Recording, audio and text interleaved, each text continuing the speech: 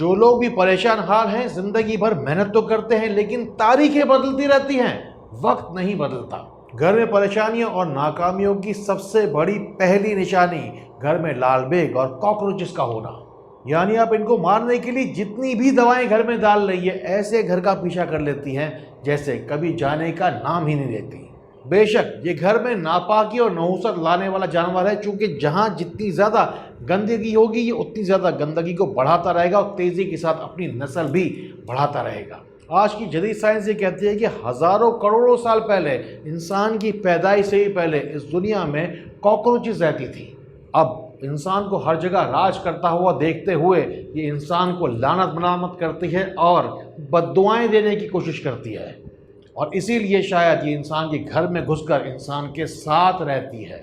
ایک بات جو سمجھنے والی ہے کہ ان پر تابکاری شعاعیں یعنی کہ ریڈیو ایکٹیو ریز بھی اثر نہیں کرتی۔ لال بیگ عجیب و غریب حالات میں بھی سروائیو کر سکتی ہے، کیونکہ ان کے جسم کے اندر خون نہیں ہوتا، ایک سفید رنگ کا مواد ہوتا ہے۔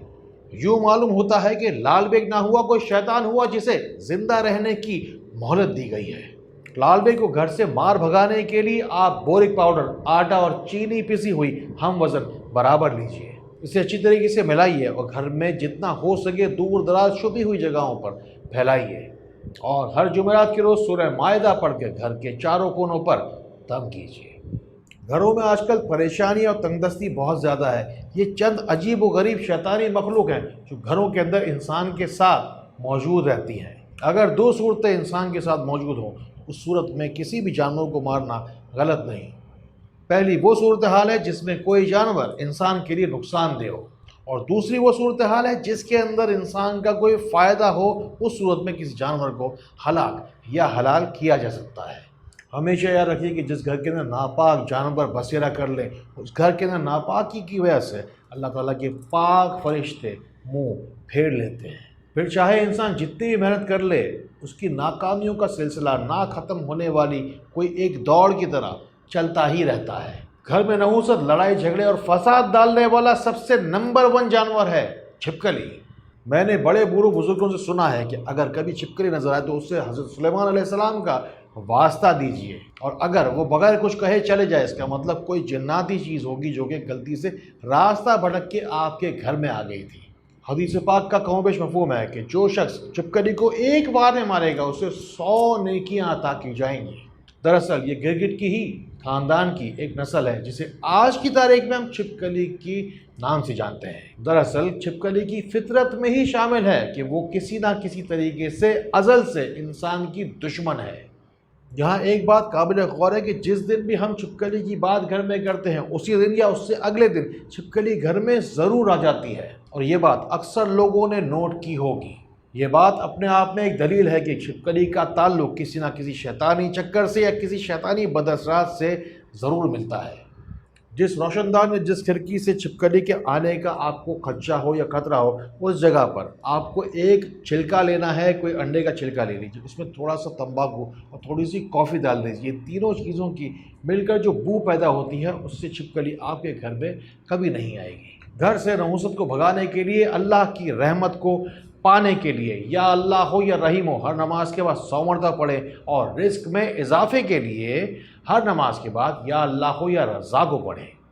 گھر میں لڑائی جھگڑے، فسادات کی، نحوست کی، چاہے جو کوئی بھی وجہ ہو، آپ کو پریشان کرنے والی پریشانی چاہے کسی جسمانی بیماری کی صورت میں ہو یا کسی روحانی مسئلے مسائل کی صورت میں، اپنا کوئی بھی سوال آپ روشنی سینٹر کراچی پاکستان میں بتانا یا لکھوانا چاہتے ہیں، یا دکھایا ہو دل دنیا نے اتنا کہ اپنا حال سنانا چاہتے ہیں، میری دعا ہے کہ اللہ تعالیٰ آپ کے گھر کو خوشیوں کا گھر کر دے، آپ کو اندھیروں سے نکالے اور روشنی میں لائے۔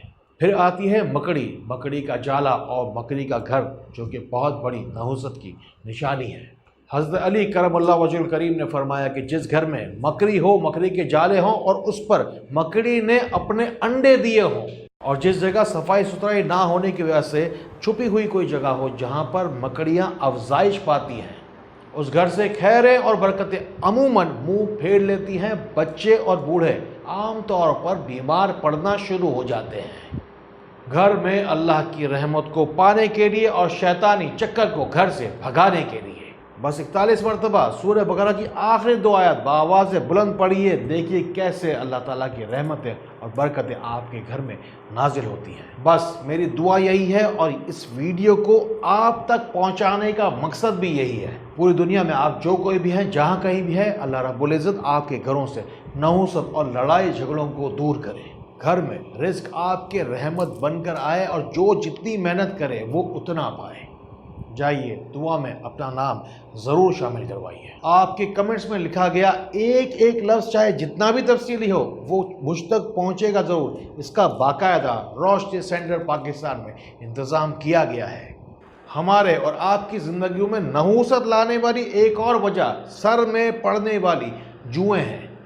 तजुर्बा से बात सामने आती है कि जिस शख्स को बदनज़र लगी हो, जिस बच्चे को या तो बदनज़र लगी हो, उसके चेहरे का रंग उड़ जाता है और उसके सर में जुएँ ज़रूर पड़ जाती हैं। ऐसी सूरत में 7 मरतबा सूरह फातिहा पढ़ के बच्चे को सर से लेकर पैर तक दम करें। तुलसी के ताज़ा पत्ते लीजिए, उसे कुचलकर सरसों के तेल में पकाइए और इसे बच्चों के बालों में लगाइए। दरअसल होता कुछ यूँ है कि जुओं का जो लाइफ साइकिल है वो अंडे रखने से लेकर और बड़े होने तक का 21 दिन का लाइफ साइकिल है। अब आपको करना क्या है, जो तेल आपको बताया गया ना, आपको लगाना है हफ्ते में 3 मरतबा, वो भी 3 हफ्ते तक लगातार।